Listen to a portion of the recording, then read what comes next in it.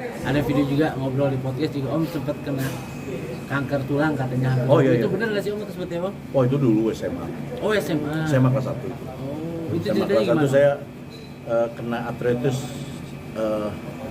rematik artritis waktu itu pada saat itu. Tapi jadi semua sendi saya membengkak 2 kali lipat dan saya lumpuh 6 bulan pada saat itu. Dan saya pasien termuda pada saat itu dari dokter rematik artritis karena itu adalah penyakit orang tua sebenarnya. Dan ternyata setelah saya dibawa ke Singapura itu semua nggak ada, penyakitnya bukan itu.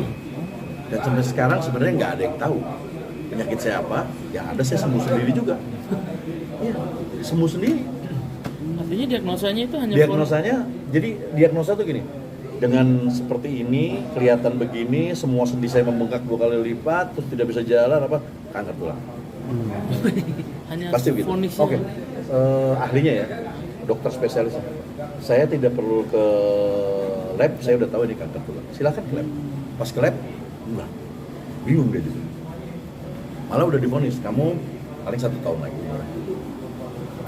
Duluan dia ternyata meninggalnya. Tapi itu dokter Dokter. rumah sakit. Ya, tolong tidak waktu itu.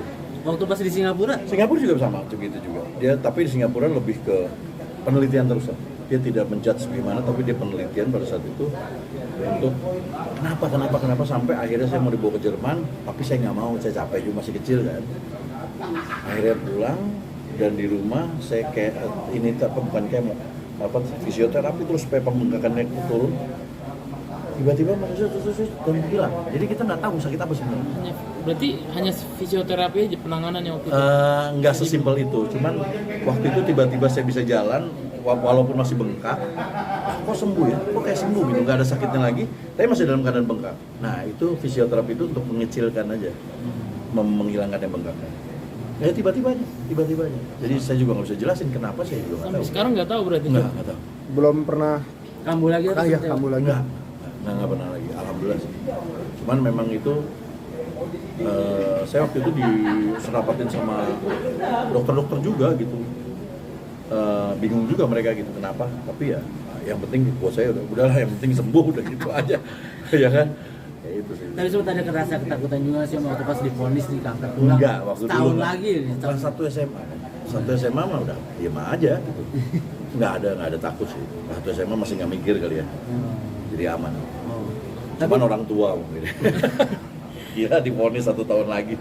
Tapi memang pola hidupnya seperti apa sih Om, sampai akhirnya kena kayak tadi arterium rematik itu? Nggak ada, tiba-tiba keluar. Jadi lagi jalan toto jatuh. Terus jalan lagi tiba-tiba jatuh. Terus bengkak ininya besar. Ini besar semua besar.